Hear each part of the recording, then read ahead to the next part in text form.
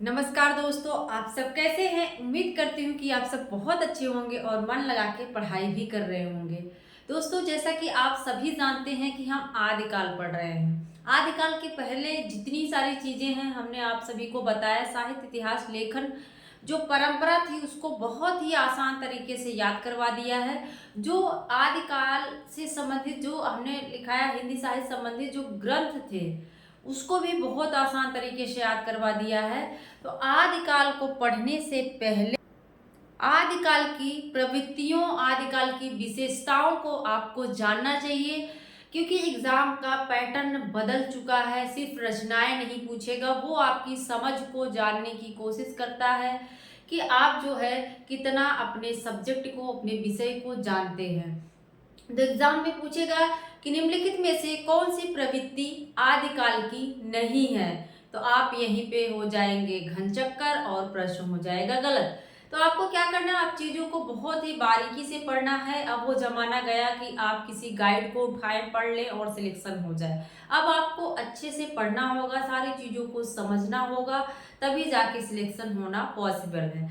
तो आदिकाल पढ़ने से पहले, उसके पहले हम जान लेते हैं कि क्या क्या इसकी विशेषता रही, क्या क्या इसकी प्रवृत्ति रही। आदिकाल के जो आदिकाल का समय है, आप जान रहे हैं कि कोई 700 से मान रहा है, तो कोई 1050 से मान रहा है। 1050 से रामचंद्र शुक्ल मान लेते हैं, और जो है कोई 700 से मान लेता है। तो सबका अपना अपना मत है। तो आप वही मान के चलिए कि 1000 आसपास, 1000 ईस्वी के आसपास जो है हर्षवर्धन का समय था। किसका था? हर्षवर्धन का समय था। क्या था? हर्षवर्धन का समय था। और इस समय जो है, जो भारत है वो छोटे छोटे राज्यों में बटा हुआ था, छोटे छोटे प्रांतों में बटा हुआ था, और ये सब आपस में ही लड़ा करते थे। जब आपस में कोई लड़ेगा तो बाहरी वाले फायदा उठाएंगे। तो क्या था, ये आपस में ही लड़ा करते थे, और जो कवि रहते थे इनके दरबार में रहते थे, इनके आश्रय में रहा करते थे, और उनको प्रसन्न करने के लिए, उनको खुश करने के लिए जो वीर रस से संबंधित पंक्तियां हैं, लाइनें हैं, उसको बोलते थे। इसीलिए आप सब जानते हैं कि रामचंद्र शुक्ल ने कहा कि आदिकाल नहीं, ये वीर गाथा काल है। क्या है? वीर गाथा काल है, क्योंकि इस काल में वीर रस से संबंधित रचनाएं ज्यादा हुई हैं। समझ है?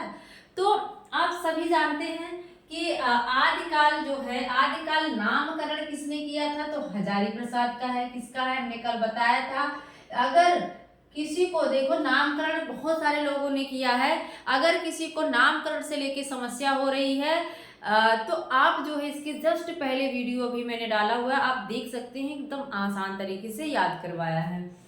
तो देखो, आदिकाल कहते हैं हजारी प्रसाद द्विवेदी, जो सर्वसम्मत रूप से सभी लोग मानते हैं कि हाँ ठीक है, आदिकाल होना चाहिए। अनिर्दिष्ट, पहली जो विशेषता है आदिकाल की, पहली प्रवृत्ति है वो क्या है? अनिर्दिष्ट प्रवृत्तियां। अनिर्दिष्ट प्रवृत्तियों का मतलब है कि ये शुरुआती दौर था, इस समय बहुत सारी प्रवृत्तियां थी, बहुत सारी विशेषताएं थी। जो है कोई एक प्रवृत्ति जो है क्लियर नहीं हो पा रही थी कि यही इसकी मुख्य विशेषता है। आदिकाल की मुख्य विशेषता नहीं समझ आ रही थी, क्योंकि रामचंद्र शुक्ल ने भी लिखा है कि जो है आदिकाल में बहुत सारे धर्म संबंधित रचनाएं लिखे जा रहे थे। श्रृंगार संबंधित, जैसे आप विसल देवरासों को देखेंगे, और जो है नीति संबंधित रचनाएं भी लिखी जा रही थी, उपदेश परक। तो इस काल में कोई ऐसी एक प्रवृत्ति नहीं थी जिसको हम लोग लेकर कह दे कि हाँ यही एक प्रवृत्ति थी। वीर गाथा उन्होंने कहा, वीर रस से संबंधित, लेकिन उन्होंने कहा कि कोई एक प्रवृत्ति जो है, एक प्रवृत्ति की प्रधानता नहीं पाई जाती, इसीलिए इसे अनिर्दिष्ट जो है प्रवृत्ति कहा जा रहा है। कि अनिर्दिष्ट प्रवृत्तियां थी। अनिर्दिष्ट मतलब पता नहीं था, निर्दिष्ट नहीं थी। ठीक है। अब देखते हैं वीर रस की प्रधानता। आप सब जानते हैं कि जो रासो साहित्य, आप देखेंगे कि रासो साहित्य लिखने वाले, जैसे आप देखेंगे परमाल रासो हो गया, पृथ्वीराज रासो, चंद्रवरदाई जिसके रचयिता है, पृथ्वीराज के दरबार में रहते हैं। तो जो रासो साहित्य है, जिसको जो है ग्रियर्सन ने चारण काल कहा था, और रासो साहित्य की जो वीर गाथात्मक रचनाएं हैं उसी के आधार पर लगभग जो है रामचंद्र शुक्ल ने वीर गाथा काल कह दिया है। तो वीर जो आश्रयदाता में जो आश्रय में रहते थे कवि, वो वीर रस से संबंधित रचनाएं, अति संयोक्त पूर्ण रचनाएं किया करते थे, जिसके कारण इस काल में जो है आदिकाल में वीर रस की प्रधानता पाई जाती है। ठीक है, आश्रयदाता जो रहते थे, जिस भी कवि के जो आश्रयदाता रहते थे, कभी लोग उनको खुश करने के लिए वीर रस से परिपूर्ण अति संयोक्त पूर्ण वर्णन करते थे, जिसके कारण इस काल में जो है वीर रस से संबंधित रचनाएं ज्यादा लिखी गई। ठीक है, जैसे इसमें आप देख सकते हैं परमाल रासु। परमाल रासु का नाम आता है, उसमें एक देखेंगे आल्हा उदल। कौन है? आल्हा उदल की कथा है ना, आल्हा उदल। इस समय जो है बरसात चल रहा है, तो ये जो है कब गाया जाता है? बरसात में। एग्जाम में पूछता है कब ये गाया जाता है। देखो उत्तर भारत में अभी भी कहीं कहीं जो है आल्हा होता है। अभी जिस तरह से मोबाइल का दौर है, जो है डिजिटल का दौर आ गया है, तो ये सब चीज़ें कम होती जा रही, लेकिन अभी भी कहीं कहीं आल्हा है। और इसी में जो है एक लाइन है, 12 बरिस ले कुकुर जीवे और 16 ले जिए सियार, 18 बरिस 18 छत्री जिए, आगे जीवन को धिक्कार। ऐसी कुछ लाइन है, आप सब देख लीजिएगा। तो कहने का मतलब कि वीर रस से संबंधित रचनाएं जो है लिखी गई आदिकाल में। और आल्हा उदल की कथा भी आप सब जानते हैं कि बहुत सारे लोग गाते हैं। परमाल रासो या पृथ्वीराज रासो। फिर क्या है? रचनाओं की प्रामाणिकता पर संदेह। क्या है? रचनाओं की प्रामाणिकता। यहाँ पे जो रचनाएं लिखी गई उसके प्रमाण पर क्या है? संदेह है। इसमें आप देखते हैं कि क्या है? पृथ्वीराज रासो जो चंद्रवरदाई का है, पृथ्वीराज रासो को लेकर बड़ा संदेह व्यक्त किया जाता है। कोई इसको प्रमाणित मान लेता है, कोई इसको अप्रमाणित मानता है। तो जो है जो आदिकाल में रचनाएं लिखी गई उसमें क्या था? प्रमाणिकता पर संदेह था। और एक रचना है हमीर रासो। हमीर रासो क्या है? प्राकृत पैंगलम में उसके सिर्फ कुछ जो है कुछ पद आए हुए हैं, उसकी कुछ पंक्तियां आई हुई हैं, जिसके कारण जो है हमीर रासो माना जाता है कि आदिकालीन ग्रंथ है, जबकि उसका कोई जो है प्रतिलिपि उसकी प्राप्त नहीं होती है। तो आप हमीर रासो को भी देख सकते हैं, हमीर रासो को भी। और जो ये परमाल रासो है जगह जगह गाया जाता है, तो इसकी भाषा भी क्या है? परिवर्तित होती रहती है, इसमें बदलाव होता रहता है। तो कोई ऐसी रचना जो है, कुछ ऐसी रचनाएं हैं, कोई ऐसा नहीं कह सकते, कुछ ऐसी रचनाएं हैं जो अप्रमाणित हैं, जिनका कोई प्रमाण जो है नहीं मिलता है। तो इस काल में जो है रचनाओं की प्रामाणिकता पर काफी संदेह रहा है। ठीक है, उपदेश परक रचनाओं का लेखन। इस काल में आप देखेंगे उपदेश परक रचनाएं भी लिखी गई, जैसे नाथ साहित्य आता है, सिद्ध साहित्य आता है। और रामचंद्र शुक्ल कहते भी हैं ये रचनाएं जो हैं जो सिद्ध साहित्य है और जो नाथ साहित्य, जैन साहित्य, ये सब क्या हैं? ये सिर्फ सांप्रदायिक मात्र हैं। ये सब अपने धर्म का प्रचार प्रसार करने के लिए जो है रचनाएं कर रहे थे। तो कहने का मतलब है, कहते हैं कि ये सिर्फ सांप्रदायिक शिक्षा मात्र है। क्या है? सांप्रदायिक शिक्षा मात्र है। इनका जो है हिंदी साहित्य के विकास से कोई लेना देना नहीं है, हिंदी से कोई लेना देना नहीं है। तो इसमें क्या था कि उपदेश परक रचनाएं लिख रहे थे। आप देखेंगे कि जो सराहपा की पंक्ति है, कहते हैं जय मन पवन न संचही, जय मन पवन न संचही, रविशस नहीं प्रवेश। तो कहने का मतलब है कि मेरा मन वहां जाके विश्राम करे जहां पे सूर्य भी नहीं पहुंच पाता, पवन भी नहीं पहुंच पाता। तो जो है इस काल में क्या हुआ? उपदेश परक रचनाएं भी लिखी गई। गोरखनाथ की जो है रचनाओं को देखेंगे तो उसमें भी बहुत सारे उपदेश आपको मिलेंगे। ठीक है, इसके बाद क्या है? साहित्यिक भाषाओं का संधि काल। संधि काल हमने कल आपको बताया था। संधि से मतलब कि यहाँ पे अपभ्रंश रचनाएं लिखी जा रही थी, लेकिन हिंदी भी इसी में शामिल हो रही थी। आप अमीर खुसरो को देखेंगे, किसको देखेंगे? अमीर खुसरो खड़ी बोली के क्या है?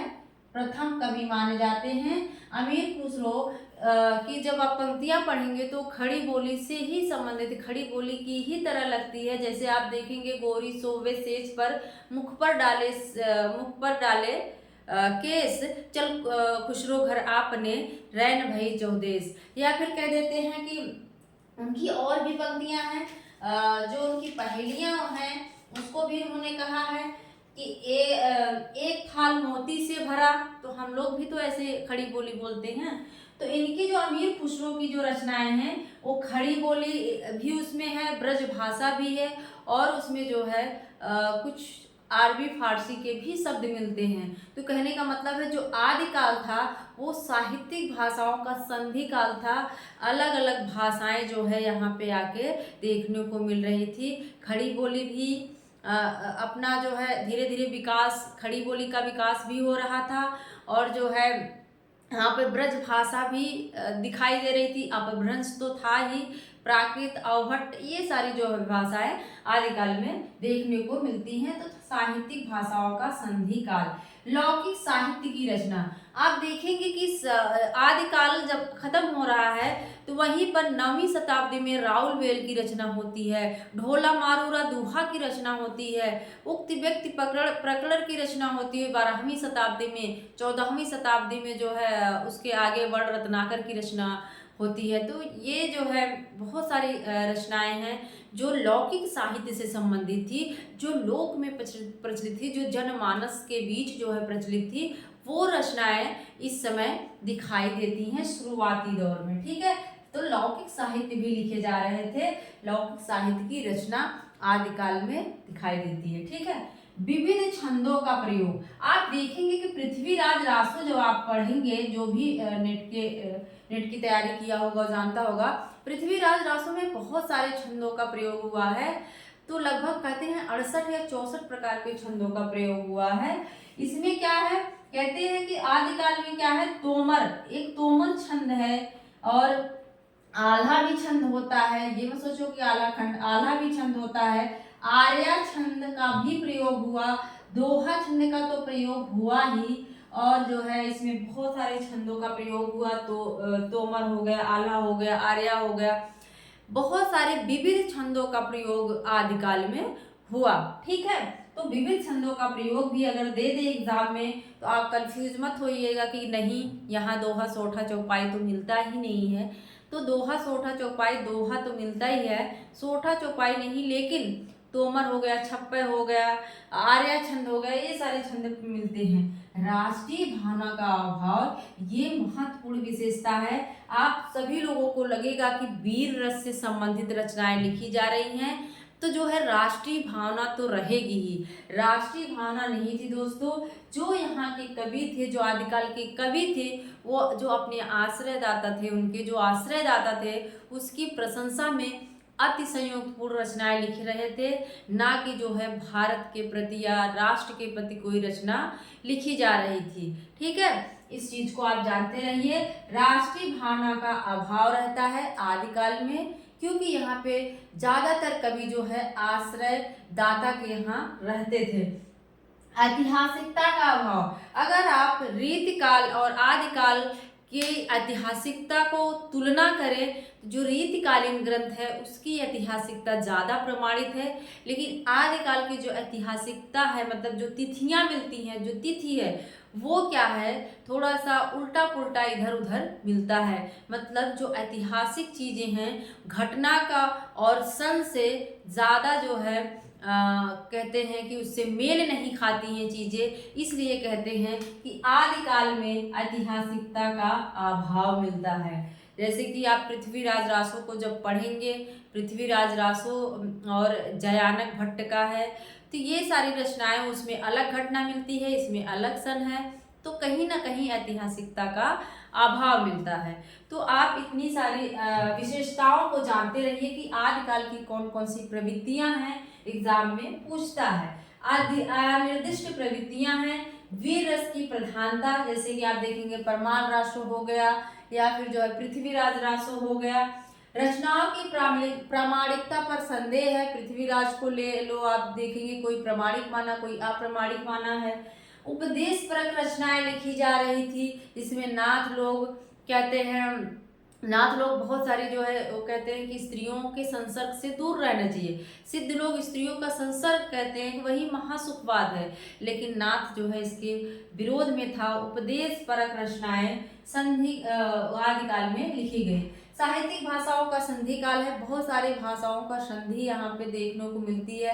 अपभ्रंश है और जो है खड़ी बोली ब्रज भाषा, बहुत सारी जो है भाषाएं देखने को मिलती हैं। लौकिक साहित्य की रचना होती है, जैसे राउल वेल्ड हो गया, ढोला मारू रदुहा, उक्ति व्यक्ति पकड़, ये सारी रचनाएं हैं। विविध छंदों का प्रयोग भी मिलता है, दोहा, छप्पर, तुमर या फिर आर्या छंद। राष्ट्रीय भावना का अभाव मिलता है, क्योंकि जब कोई किसी के आश्रय में रहता है तो वो राष्ट्र का बखान ना करके अपने आश्रयदाता का बखान करता है। ऐतिहासिकता का क्या है, इसमें अभाव मिलता है। ऐतिहासिक जो तिथियां हैं वो घटना से मेल नहीं खाती हैं। तो कैसा लगा आप सब जरूर बताइएगा। ऐसी वीडियो आपको देते रहेंगे। मिलते हैं अगले वीडियो में। Thank you.